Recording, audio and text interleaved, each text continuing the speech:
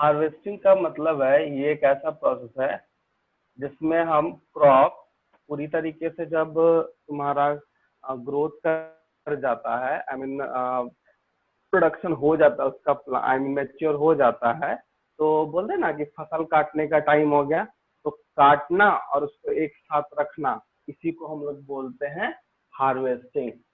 Cutting and gathering, ये दो process को हम लोग क्या बोलेंगे, हार्वेस्टिंग। इसके बाद जो है एक आता है स्टोरेज। देखो, हार्वेस्ट करने का मतलब सिंपल है, छोटा सा चीज है, इसको बहुत ज्यादा इसमें नहीं पढ़ना हम लोग को। बस इतना ध्यान रखना है कि जब क्रॉप प्लांट मैच्योर हो जाएगा और मैच्योर के बाद उसको हम कट करेंगे, कट करने के बाद जब उसको एक साथ रखते हैं ना, उसको हम लोग क्या बोलते हैं, हार्वेस्टिंग। जैसे कहीं कहीं पे देखते होंगे कि कोई अगर फार्मर है तो वो अपना फसल को, आई मीन क्रॉप को कटिंग करके उसको बोरा में पैक करके रख देता है, तो वो जो प्रोसेस होता है उसको बोलते हैं हम लोग हार्वेस्टिंग। मेन प्रोसेस है स्टोरेज। स्टोरेज करने का मतलब ये हो जाता है कि जो हार्वेस्ट किया हुआ क्रॉप है उसको स्टोर हाउस में रखना है, स्टोरेज करना है। नहीं तो जितना ज्यादा अमाउंट में हमको मिलता है उतना जल्दी वो खपत हो नहीं पाता, वो टाइम लगेगा खपत होने में, ठीक है। तो जब टाइम लगेगा खपत होने में तब तक तो उसको स्टोर करके रखना है, उसी प्रोसेस को हम लोग बोलते हैं स्टोरेज। देखो, स्टोरेज दो तरीके से होता है, आई मीन हो सकता है। एक तो हम लोग क्या करेंगे कि बड़ा बड़ा ऐसा टंकी बना देंगे, ठीक है, उस पे हम लोग रख देते हैं पूरा चावल हो, गेहूं हो, जो भी हो से उसको रख सकते हैं। एक होता है जो बैग्स बना के रख देते हैं, बोरा जिसको बोलते हैं, 25 kg का, 50 kg का, इस तरह से रहता है ना, उसको हम लोग क्या बोलते हैं। वो दो तरीके से हम लोग कर सकते हैं, ठीक है। तो एक देखो, स्टोरेज के लिए, आई मीन सॉरी, हार्वेस्टिंग के लिए जब हम लोग कटिंग करते हैं तो उसमें बहुत सारा मेथड है। जैसे हार्वेस्टिंग में कटिंग किए तो कटिंग करने के बाद उसको थ्रेसिंग करना पड़ता है, कि स्टोरेज से पहले जो इस प्रोसेस में थ्रेसिंग करना पड़ता है। अब ये थ्रेसिंग क्या है, ठीक है। थ्रेसिंग कहने का मतलब होता है कि जैसे मान लो धान है, तो धान तो हमारा क्या है कि धान हमारा वही है, चावल ही बनेगा, लेकिन उसका जो वेस्ट है जिसको भूसा हम लोग बोलते हैं, उसको अलग करना, उसके लिए थ्रेसिंग मशीन आता है। हम लोग उस मशीन में जैसे पूरे प्लांट को कट करके डालेंगे तो एक साइड से चावल निकलेगा और नीचे में जो है वो सारा वेस्ट जो है वो निकल जाता है, वो थ्रेसिंग कहलाता है, ठीक है। अब यहाँ पे ध्यान देना। Yes sir. हाँ, अब स्टोरेज में क्या होता है, उसको स्टोर करना है, तो स्टोर हम कैसे करेंगे।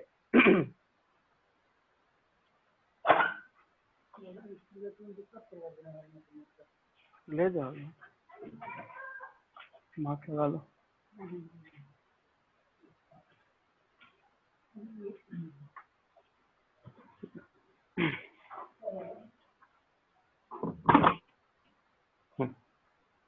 तो हम बता देते जैसे स्टोरेज का, ठीक है। थ्रेसिंग समझ गए, थ्रेसिंग में क्या हुआ कि एक मशीन है, मशीन में हम उसको डालेंगे, जो भी वेस्ट है वो अलग हो जाए और जो मेन प्रोडक्ट जो हमको मिलना है वो अलग हो जाएगा। अब हम लोग बात करते हैं स्टोरेज का। तो स्टोरेज में दो तरीके से कर सकते हैं। जैसे हम स्टोर, जैसे मान लो किसी बड़े लार्ज हाउस में उसको कर सकते हैं। तो स्टोरेज का देखो, स्टोर हाउस करना बहुत इंपॉर्टेंट है, सॉरी, स्टोर हाउस को बनाना बहुत इंपॉर्टेंट है। तो स्टोर हाउस कैसे बनेगा समझो। स्टोर हाउस के लिए सबसे फर्स्ट में हमको एक बड़ा ऐसा एरिया लेना होगा, या फिर हम लोग बोल सकते हैं रूम, बड़ा सा रूम चाहिए, बहुत ही लार्ज, बहुत ही बड़ा, ठीक है, जिसको हम लोग कोल्ड स्टोरेज भी बोलते हैं कि नहीं, कोल्ड स्टोरेज है। इसका करने का मतलब वो स्टोरेज रूम है। वो सबसे पहले बड़ा सा एरिया लेंगे। तो जो प्राइमरी चीज होता है उस पर ध्यान देना होगा। प्राइमरी में सबसे पहले क्लीनिंग है, क्लीनिंग के बाद उसका वॉशिंग है, साफ सफाई। हम लोग पहले अच्छे से उसको साफ कर लेंगे। साफ करने के बाद फिर हम उसको धोएंगे पानी से, पानी में कुछ डाल के, जैसे ये डिसइंफेक्शन वगैरह है वो सब डाल के, जैसे अब हम लोग कैसे घर साफ करते हैं, फर्श वगैरह कैसे साफ करते हैं कि चलो कुछ डाल के उसको साफ करें, तो उसमें जो भी माइक्रोब्स वगैरह मर जाता है, क्योंकि वो बहुत इंपॉर्टेंट है। और माइक्रोब से भी जो है वो, जैसे माइट्स वगैरह लगना है, वो सब नहीं लगना चाहिए। उसके लिए स्टोरेज बहुत इंपॉर्टेंट है। तो बड़ा एरिया लेते हैं, सबसे पहले उसको अच्छे से सफाई करते हैं, उसमें एक भी कहीं भी गंदा नहीं होना चाहिए। दूसरा उसका हम लोग वॉशिंग करते हैं, धोते हैं, चाहे साबुन से धो ले, चाहे सर्फ से धो ले, किसी चीज से उसको वॉश कर दिए। उसके बाद हम लोग जब उसको साफ कर लिए, क्लीनिंग हो गया, तो फिर हम उसको ड्राई भी करना पड़ेगा बहुत अच्छे तरीके से, क्योंकि अगर मॉइस्ट रह गया, ठीक है, मॉइस्ट हो गया ना, तो मॉइस्ट हो जाएगा तो वहां पे माइक्रोब या फिर हम लोग बोलते हैं अनाज खराब हो सकता है। क्यों हो सकता है? क्योंकि मॉइस्ट पानी मिलेगा, पानी किसी भी माइक्रोब को मिलता है तो वो ग्रोथ कर जाएगा, इसलिए फंगी, ठीक है, ये चीज होता है। अब जैसे हम बात कर रहे हैं कि मॉइस्ट, तो पहले उसको सूखा कर दिए, सूखा होने के बाद फिर हम लोग पूरे बड़े ऐसे हम लोग क्या करेंगे, तो हम लोग फ्यूमिगेशन करेंगे। एक प्रोसेस होता है एक तरह का, हम लोग जैसे छिड़काव करना किसी का, फ्यूमिगेशन मतलब है कि एक ऐसा केमिकल जिसको छिड़क देने से क्या होता है कि वहां पे कोई भी माइट, मेनली क्या होता है, दीमक, एक छोटा सा कीड़ा होता है, एक दीमक क्या होता है एकदम, दीमक अगर होगा तो वो खा लेगा, जैसे वो लकड़ी वगैरह को भी बर्बाद करता है दीमक, ठीक है। एक वो छोटा सा कीड़ा होता है जो ब्लैक के साथ आता है, यस वो सर। अगर अंदर चला गया ना तो वो पूरा गेहूं को या फिर मकई को अंदर से वो लोग खा लेता है, ठीक है। ऐसे हम लोग बोलचाल की भाषा में उसको सुंडा बोलते हैं, ठीक है ना। तो वो सब नहीं लगने के लिए फ्यूमिगेशन कर दिए, फ्यूमिगेशन कर दिए। अब हम लोग सारे जो भी जैसे पैकेट के फॉर्म में है, मान लो 25 किलो का बोरा है, 50 किलो का बोरा, उसको हम उस रूम में रखना स्टार्ट किए, ठीक है। पूरा जब हो गया, जब हम उसको, तो वहां का टेम्परेचर को भी डाउन रखना पड़ेगा। अब डाउन क्यों? क्योंकि एक तो चीज है कि मॉइस्ट अगर मिलेगा तो दिक्कत है, और अगर टेम्परेचर उसको मिल गया ना तो यहाँ पे माइक्रोब ग्रो करेगा। दो कंडीशन में हमेशा माइक्रोब ग्रो कर जाता है। एग्जाम्पल के तौर पे गर्मी में देखो बहुत ज्यादा खाना खराब होता है, तो हम लोग क्या करते हैं, उसको फ्रिज जो में मान रख लो देते थोड़ा हैं। मोड़ा बचता है फ्रीज में रख देते। क्यों? क्योंकि उसका कोल्ड स्टोरिंग है। अगर वहां पे टेम्परेचर उसको नहीं देंगे तो माइक्रोब ग्रो नहीं करेगा। कोल्ड स्टोरेज दे दिए बस, तो कुछ कुछ चीज है, कोल्ड स्टोरेज दे दिए तो बस वो हो गया कि नहीं, चलो ठीक है, वो अब सेफ रहेगा। तो इस तरह से हम लोग जो है उसको हार्वेस्ट करके उसका स्टोर कर देते हैं। उसका जब जरूरत होता है उसके बाद हम लोग उसको निकाल के, आई मीन जो भी इंडस्ट्री वगैरह या फिर बिजनेस पर्पज से जो भी है वो करते हैं, ठीक है ना। समझ गए? समझ गए ना। देखो हार्वेस्टिंग छोटा सा टॉपिक है, यस और सर। स्टोरेज का यही कुछ, लेकिन हाँ इसमें कुछ है नहीं। तो टॉपिक लिखो हार्वेस्टिंग, टॉपिक लिखो हार्वेस्टिंग, इसको लिखा देते हैं, आज खत्म करते हैं।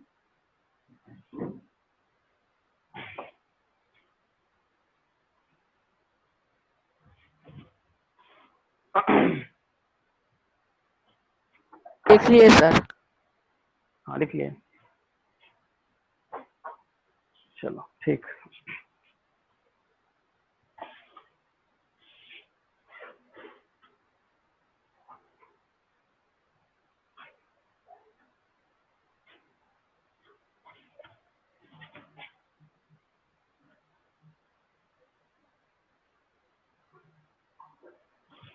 लिखो।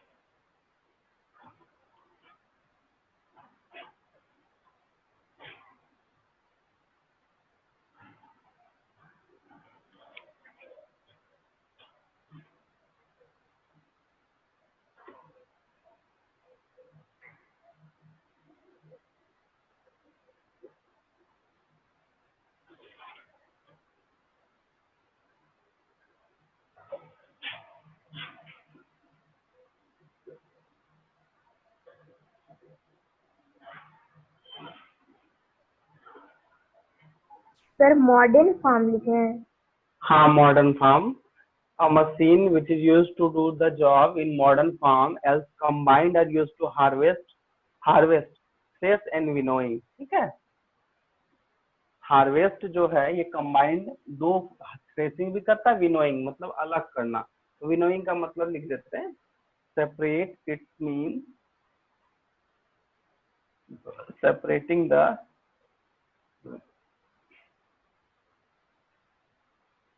separating the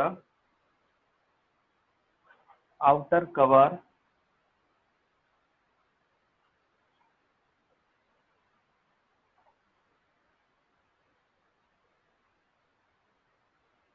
chaff from grain, from grain।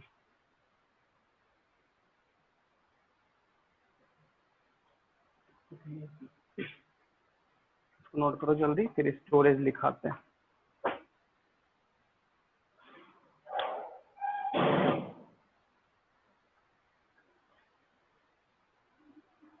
Sir और के बाद क्या लिखे हैं?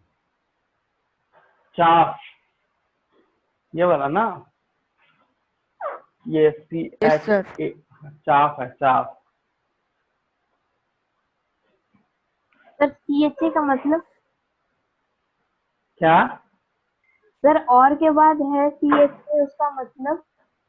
चाफ, चाफ है, CHA चाफ है इसका सर मतलब। बोर्ड पूरा नहीं है। एक सेकंड रुको, यस सर। अब आया? Yes yes sir. हाँ ठीक यस ठीक सर। ठीक ठीक, करो करो।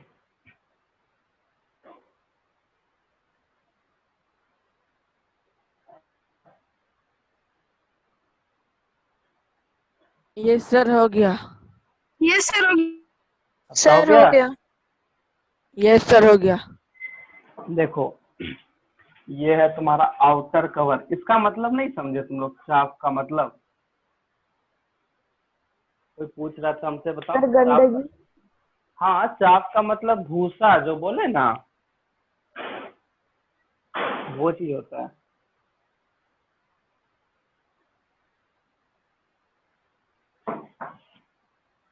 हो ठीक है, हो गया गया। सर। Yes sir. चलो, अब हम लोग स्टोरेज में आते हैं।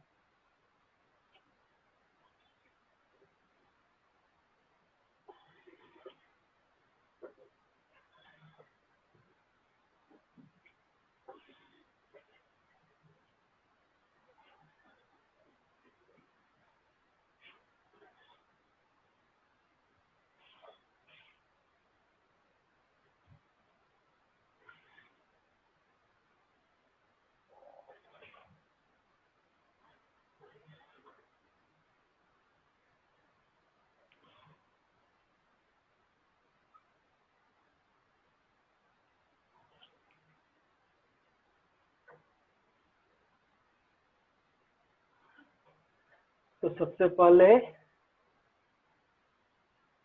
ग्रेन को क्या, स्टोरेज में सबसे पहला जो है वो पॉइंट है ग्रेन। ठीक है, सर स्टोरेज के बाद क्या लिखे हैं? सबसे पहला ग्रेन है, GRAIN। ठीक है, पहला पॉइंट है ग्रेन, स्टोरेज में ग्रेन है। तो सर का हार्वेस्ट, क्या? कुछ नहीं आ हेलो,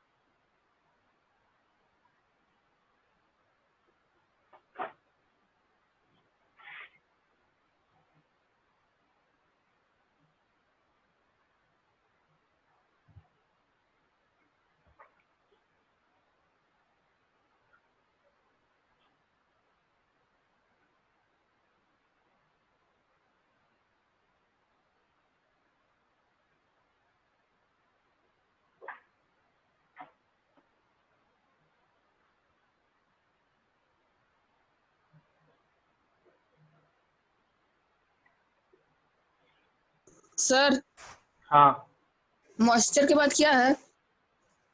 मॉइस्चर इनकरेज है, मॉइस्चर इनकरेज। उसका सेकंड है फ्यूमिगेशन, फ्यूमिगेशन। तो it is the process of fumigation using. का स्पेलिंग क्या है? किसका? फ्यूमिगेशन का FUMIGATION। It is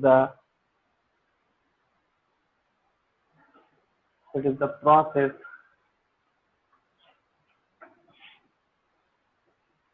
of using the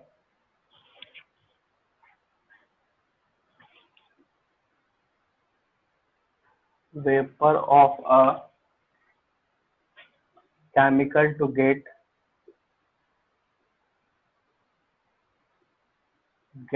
rid of pest and infection, pest and infection। ठीक है। इसके बाद तीसरा जो प्रोसेस है वो है cold storage.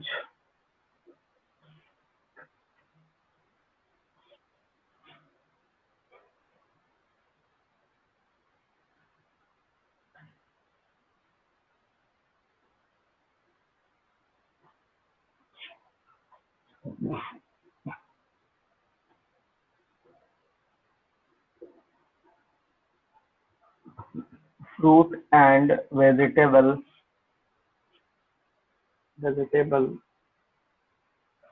are stored in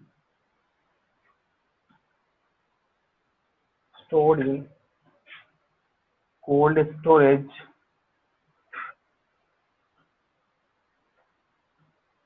where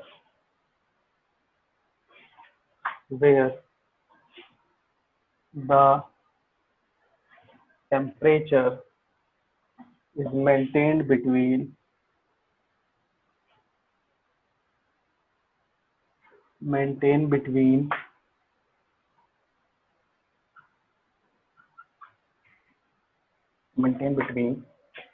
0 degree C and 4 degree C। उसमें है this discourage growth of microorganism।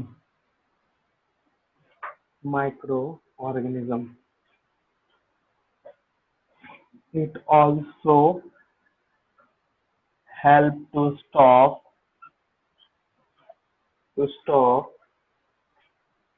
the enzyme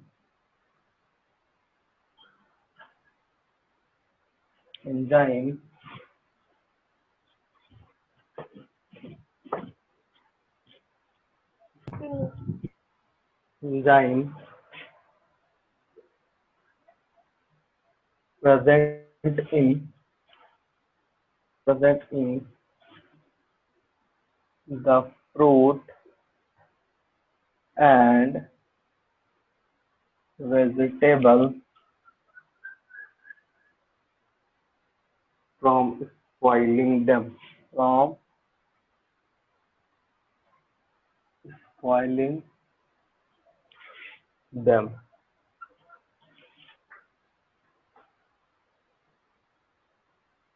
sir chemical sir क्या सर सेकंड में लास्ट में क्या लिखे हैं?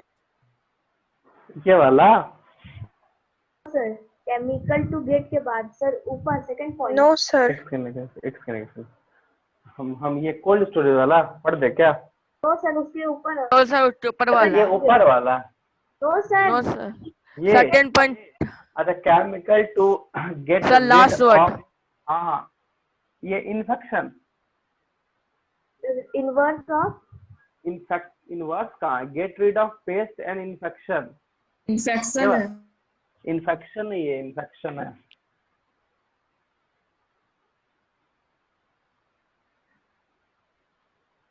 इन्फेक्शन।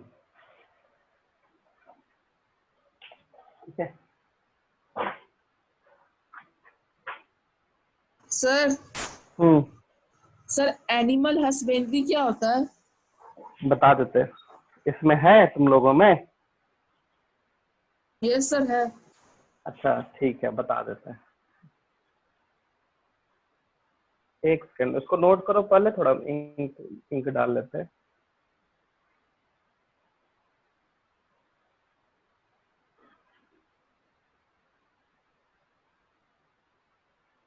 हो गया सर। हो गया ना? नो सर, एक नहीं हुआ। सेकंड। एक मिनट। हम्म, मम्मी को बुला दो प्लीज, मम्मी को खाली बुला दो, किसी से बात कर रही है। हाँ, नहीं दिखाऊंगा, नहीं दिखाऊंगा, और कुछ नहीं दिखाएंगे। किसी से बात, फ्रेंड से बात करे, इतने हाथ से बात करे। और कोई रिया मार से बात करे। सर्च मारो, सर्च नहीं मारे हैं। हाँ, लिख दिए, नाम भी चेंज है, नंबर भी नहीं लगेगा उसको, दूसरा नंबर से लगेगा। चलो हो गया। ठीक है, उसका नंबर दिखाता हूँ। मैं दिखाऊंगा, नहीं।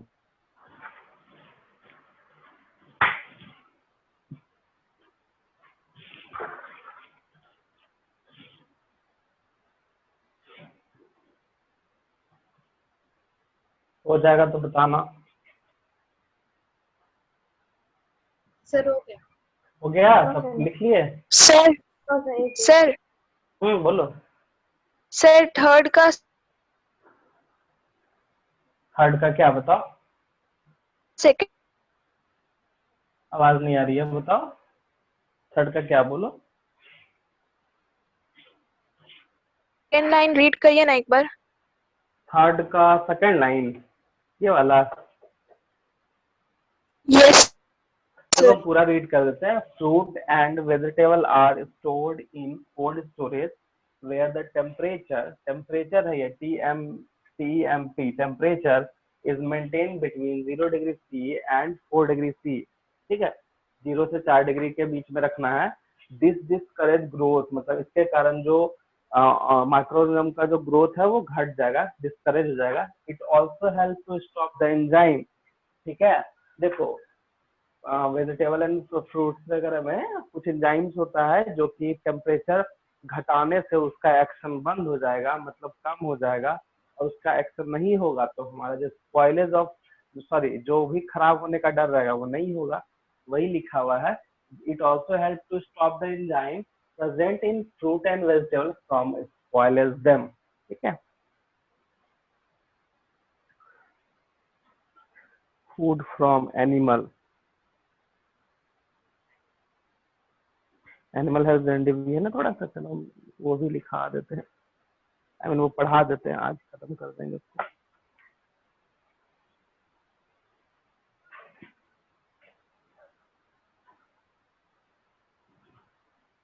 अरे क्रॉप इम्प्रूवमेंट भी है। अरे क्रॉप इम्प्रूवमेंट तो हो गया, पढ़ लिए हम लोग। जो था क्रॉप इम्प्रूवमेंट ही ना था।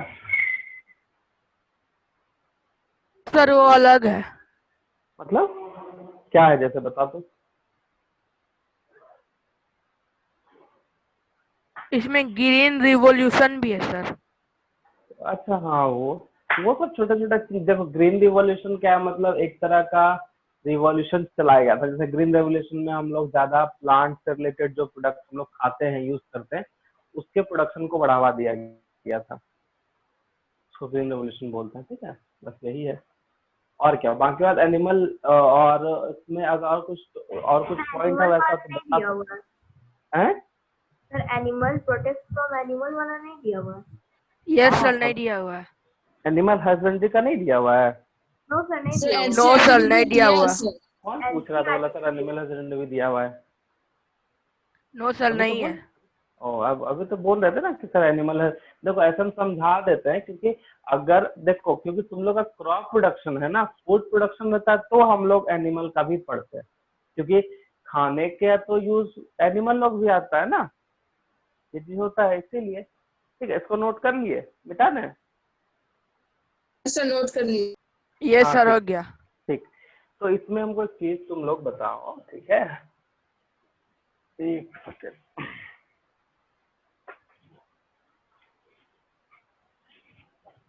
एक सेकेंड।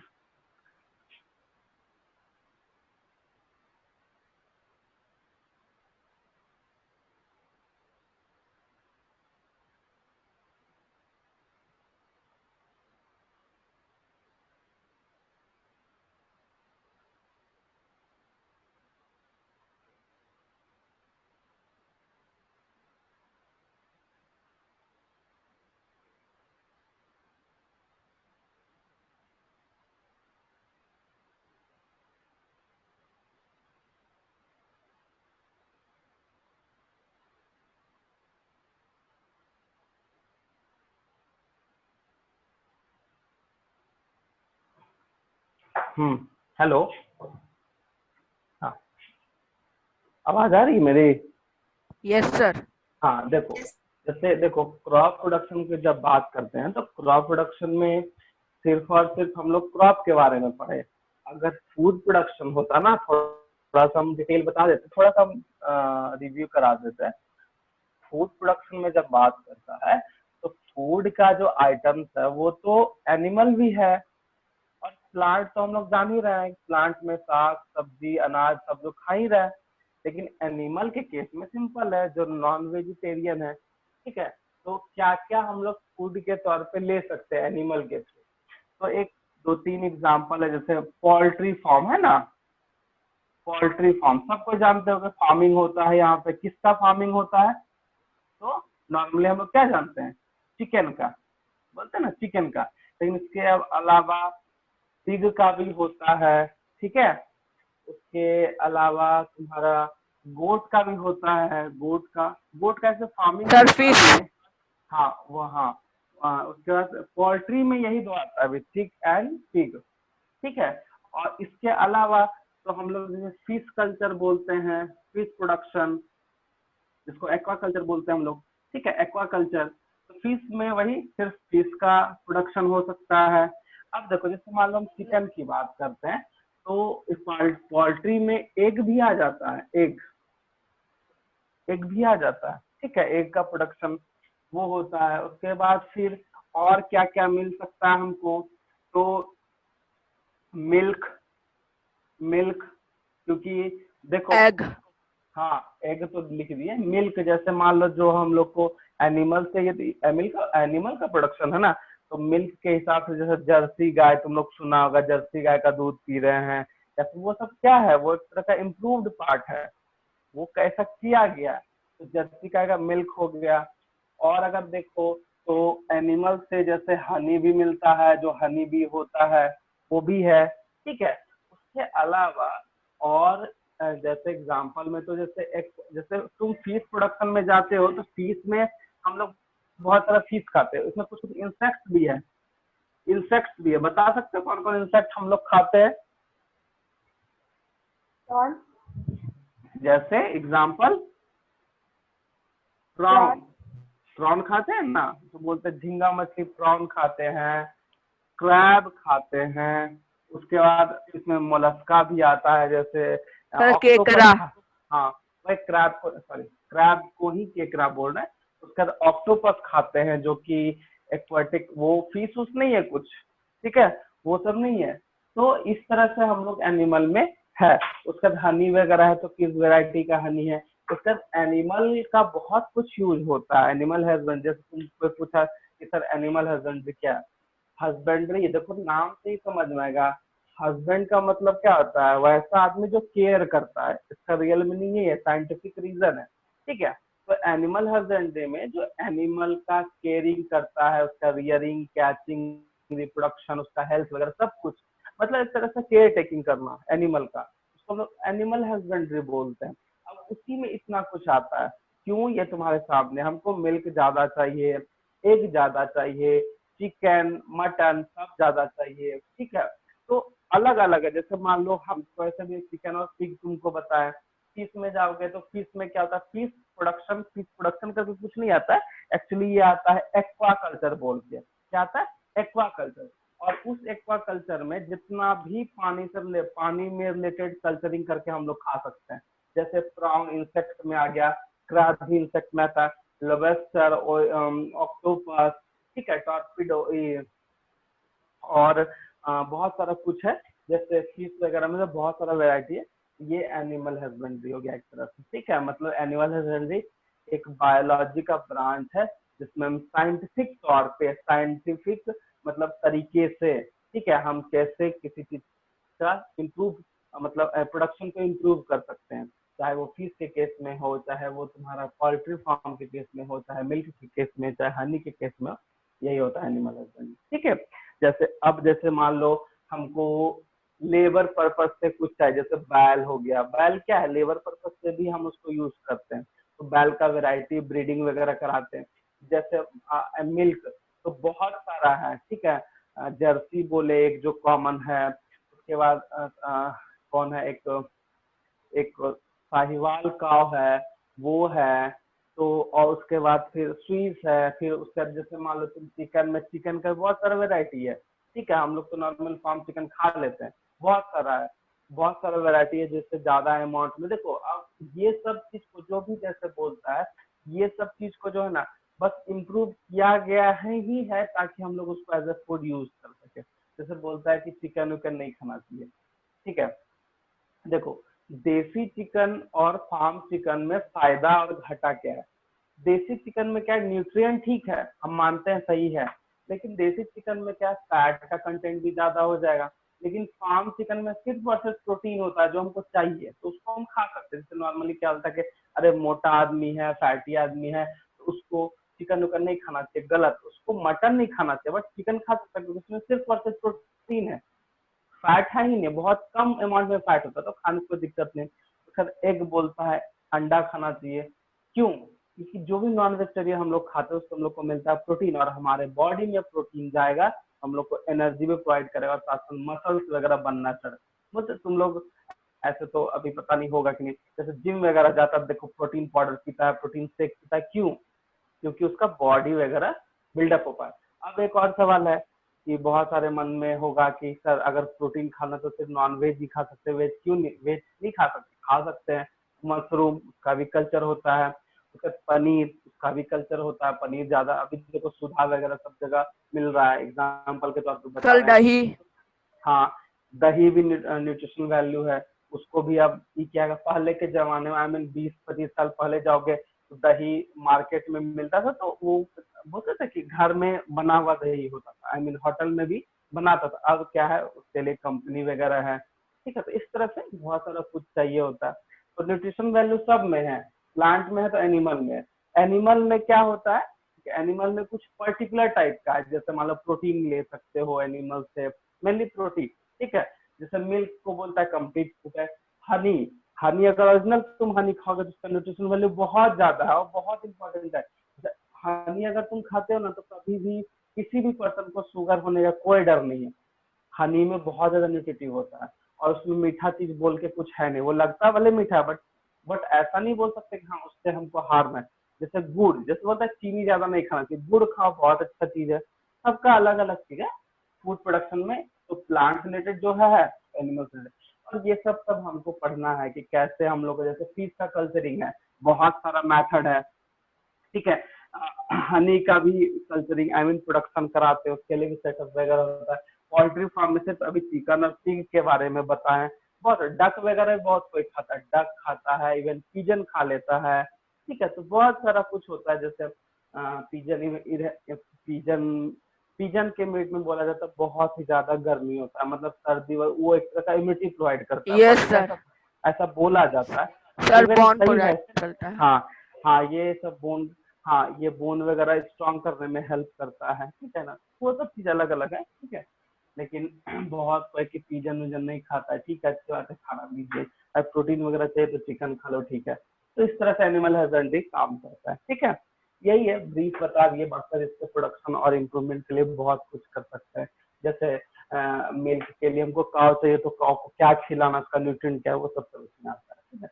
यही है, तो क्रॉप प्रोडक्शन था, यही है। और ये चीज हम लोग को पढ़ना भी है, तो जब 9th में जाएंगे हम लोग, तो उस टाइम पे हम लोग को इम्प्रूवमेंट इन फूड प्रोडक्शन। अच्छा, एक सवाल का तुम लोग जवाब दे सकते हो कि आखिर फूड को इम्प्रूव करने का क्यों जरूरत पड़ा? अभी देखो एक से एक हाइब्रिड चीज मिलता है, चाहे वो सब्जी हो, चाहे वो चावल का वेराइटी। अगर कभी जाओगे मम्मी या पापा के साथ मार्केट तो देखना चावल का बहुत सारा वेराइटी है, 30 रुपया से स्टार्ट होगा 200 रुपया केजी तक। क्यों ऐसा? वो वेराइटीज में डिपेंड, सॉरी उसका न्यूट्रिएंट वैल्यू में डिपेंडिंग होता है। अब ऐसा नहीं कि 30 रुपया वाला अगर हम खाएंगे तो उसका न्यूट्रिएंट वैल्यू कम है, ऐसा कोई कुछ नहीं, उसका भी न्यूट्रिएंट वैल्यू है, बट अलग अलग हाइब्रिड, उसको इम्प्रूव और किया गया है, ठीक है। एक सवाल का तुम लोग जवाब दे दो कि आखिर इम्प्रूव क्यों किया गया, क्या रीजन था फूड के आइटम्स को, चाहे वो प्लांट का हो चाहे एनिमल का हो, इतना ज्यादा क्यों किया गया इम्प्रूव, बता सकते हो? कोई आंसर करो कि आखिर फूड को इम्प्रूव क्यों किया गया, क्या रीजन था? इतना ज्यादा हम लोग वैरायटी देखते हैं। कुछ कुछ तो हमको चावल का जैसे नाम याद है, जैसे हम लोग खाते हैं ना वो गोविंद भोग, ठीक है, जीरा साल, परमल, फिर बहुत सारा है, ठीक है। तो क्यों इम्प्रूवमेंट करने की जरूरत पड़ा? अब तुम सब्जी भी जाओगे खरीदने तो बोलता नहीं ये देसी है, मम्मी पापा से पूछना कि मम्मी देसी और चलानी में क्या डिफरेंस है, तो वो लोग बताएंगे कि देसी का जो होता है वो मतलब कि सीजनेबल है, सीजन के टाइम पे हुआ और हम लोग उस टाइम पे खाए। और एक होता है चलानी, चलानी इज अ हाइब्रिड, वो इम्प्रूव किया हुआ पार्ट है। तो हम लोग जाते हैं तो देखते टमाटर देखोगे, टमाटर कल भी वैसा ही है, आज भी वैसा ही, 10 दिन बाद भी वैसा ही रहता है। देखो अगर देसी टमाटर होगा ना, जो सीजनेबल होता है, जो देसी टमाटर होगा वो 3 दिन में 2 दिन में खराब हो जाएगा, गल के पल्प खराब हो जाता है। लेकिन खाना तो है, अब खाना है तो उसको बचाना पड़ेगा, क्योंकि उसका उसका जो है वो पल्प है खराब हो जा रहा है, तो फिर वो तो खराब हो गया ना। तो खराब से बचाना है तो उस चीज के लिए उसका हाइब्रिड प्रोडक्ट निकाला गया। अब देखो तुम टमाटर लेके 10 दिन ऐसे भी रख लोगे तो कुछ नहीं होगा, जब उसको फ्रिज में रखेंगे तो कुछ नहीं होता है। लेकिन नॉर्मल अगर देसी अगर हम लोग देसी बोलते हैं ना कि देहाती है हम लोग वर्ड यूज करते हैं वो एक्चुअली सीजनेबल है, उस टाइम पे हम लोग खाएंगे तो न्यूट्रिशन वाले बहुत ज्यादा, वो जो देसी रहता है या फिर जो लोकल रहता है वो बहुत मतलब अच्छा होता है लेकिन सालों भर हमको बोलता है टमाटर खाना चाहिए, सलाद वगैरह लेना चाहिए, तो टमाटर भी एक पार्ट है सलाद का। सलाद को इतना ज्यादा वेराइटी इंप्रूव कर दिया कि एक बार अगर प्रोडक्ट हो गया तो वो 20 दिन 22 दिन तक कुछ नहीं होने वाला, तो 20 दिन 22 दिन तक वो बिकेगा, खराब नहीं होगा, फूड का प्रोडक्शन जो हुआ वो बर्बाद नहीं होगा। तो ये सब चीज है। हाँ, एक क्वेश्चन जो पूछे तुम लोग से कि आखिर फूड का वैरायटी का इम्प्रूवमेंट या फूड प्रोडक्शन में हम लोग किसी भी चीज का फूड का इम्प्रूवमेंट पार्ट अभी पढ़ रहे हैं या इम्प्रूव करने का तरीका जानना है, उसका पढ़ना पड़ता है, बहुत सारे रिसर्च वगैरह। क्यों ऐसा? तो देखो रीजन क्या है कि इंडिया में इतना ज्यादा पॉपुलेशन है कि एग्रीकल्चर जो एरिया है, एग्रीकल्चर मतलब जो मतलब बोल सकते हो खेती वगैरह के लिए, क्रॉपिंग वगैरह के लिए हमको जमीन मिल नहीं रहा है। एक तो सपोज दैट, एक समझना छोटा सा चीज, जैसे मान लो पहले इतना बड़ा एरिया है, ठीक है, इस एरिया में आधा आदमी रह रहा है, 50 आदमी, और इस एरिया में क्या हुआ, 50 आदमी का खाना जो है प्लांट, वो क्रॉप कल्टीवेट प्रोडक्शन हो रहा है। अब सोचो 75 आदमी हो गया टोटल, यहाँ इतना एरिया ऑक्युपाई कर लिया, मतलब इतना रहने के लिए ऑक्युपाई कर लिया। थोड़ा पॉपुलेशन बढ़ेगा तो अपना रहने के लिए भी नहीं देखेगा वो। अब इतना सा एरिया में ही उसको 75 आदमी का खाना बनाता है, 75 पर्सन का या 75 घर का खाना को उसको प्रोडक्ट करना कैसे होगा? तो क्या किया, इसी एरिया में, कम एरिया में इसके वैरायटी को इम्प्रूव कर दिया। इम्प्रूव कर दिया तो वैरायटी को इम्प्रूव हुआ, तो इम्प्रूव होने के बाद क्या सबको फुलफिल हो गया। मान लो 75 आदमी करके 50 ग्राम मान लो चावल खाता था, सपोज दैट 50 ग्राम। तो पहले का जो था, पहले का कंडीशन क्या था कि 50 आदमी के लिए इतना जो हो रहा है, इसके लिए 50 आदमी के लिए 50 ग्राम हो जा रहा है। लेकिन क्या हुआ कि इस कंडीशन में 75 जो है परसेंट, 25% और बढ़ गया, 75 हो गया। अब एरिया इसी में, तो इसी एरिया में 75 आदमी कैसे 50-10 ग्राम करके चावल खाएगा, वो वही चीज, वो उस चीज को, टेक्निक को डेवलप किया और इस पोर्शन को, आई मीन इस एरिया को एज ए इम्प्रूवमेंट के तौर पर उसको लिया। ठीक है, मतलब इस एरिया में छोटा सा एरिया में वो 75 आदमी कैसा 50 ग्राम खाएगा, तो भाई उसका वैरायटी बढ़ा दिया, तो छोटा सा एरिया में 75 आदमी का खाना बन गया, आई मीन प्रोडक्ट हो गया, बना नहीं, प्रोडक्ट हो गया उसका।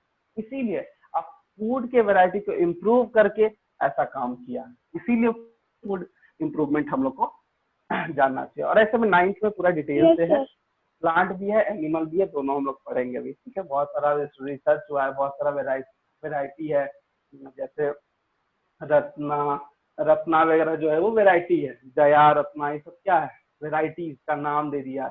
IR50, IR7, ये सब का नाम है, वेराइटी, इम्प्रूव वेराइटी का नाम दिया। जैसे हम लोग जर्सी बोलते हैं, जर्सी गाय, वो मिल्क का प्रोडक्शन ज्यादा करता है। सोचो पहले के जमाने का गाय जो था वो एक दिन में 8 लीटर करता है, और अभी जो इम्प्रूव करके किया गया जर्सी का, वो एक टाइम तो 16 लीटर करता है, तो कितना बढ़ गया, डबल का डबल बढ़ गया।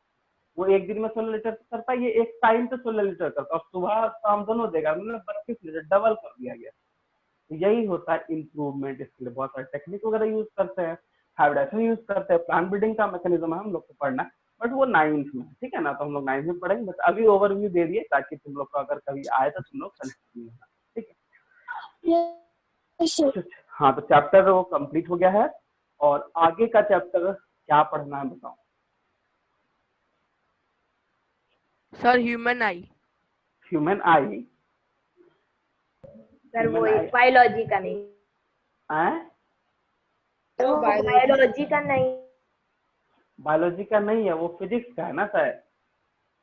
Yes sir. तो फिजिक्स वाले सर क्या बोले, बायो से पढ़ लेने, हमसे पढ़ लेने। नो सर, वो गलती से बोल नहीं, पढ़ा सकते हैं, आई अगर पढ़ना चाहते हो तो पढ़ा सकते हो, कोई इशू नहीं हमको। ठीक है ना, बट थोड़ा सा हमको कंटेंट देखना पड़ेगा, क्योंकि हमको देखना पड़ेगा कितना तुम लोग को बताना है, तो वो हम बता देंगे, कोई दिक्कत नहीं। आई या जो पढ़ना पढ़ सकते हैं, कोई इशू नहीं है। ऐसे फिजिक्स वाले सर से पूछ लेना कि अगर वैसा होगा, अगर तुम लोग को डिटेल में पढ़ना है तो पढ़ा देंगे, एक दिन समझा देंगे, आधा घंटा में क्या लगता है, कुछ नहीं लगता। ठीक है, बस फिगर थोड़ा सा टाइम लगेगा बनाने में, हो जाएगा। और नेक्स्ट तुम लोग का 3 टॉपिक कंप्लीट हो गया। Reproduction in animals sir. हाँ ठीक है, रिप्रोडक्शन इन एनिमल्स सर। हाँ ठीक है। तो रिप्रोडक्शन इन एनिमल हम लोग नेक्स्ट क्लास स्टार्ट करेंगे।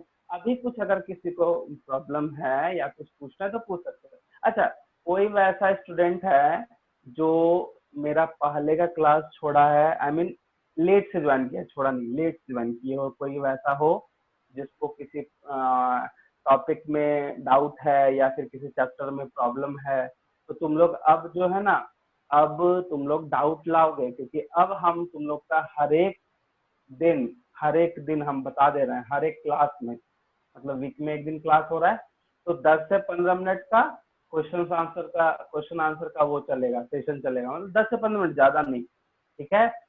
सो नेक्स्ट क्लास जो है तुम लोग का, हम सेल से पूछेंगे, तो सब कोई पढ़ के आना, ठीक है। और अगर किसी को भी डाउट होगा कि नहीं सर, हम नहीं, ये चीज नहीं समझ में आया सर, हमको ये पूछना है, तो क्लास के स्टार्टिंग में पूछना, सर हमको ये डाउट है सेल में, हमको ये नहीं समझ में आया, फिर से समझाइए। बाकी क्वेश्चन तो पूछ, अब क्वेश्चन आंसर स्टार्ट होगा, ठीक है। तो इससे क्या होगा, इम्प्रूवमेंट भी होगा, डिस्कशन होने से याद भी हो जाएगा हम लोग को, ठीक है। तो नेक्स्ट क्लास तुम लोग सेल पूरा तैयार रेडी करके रखना।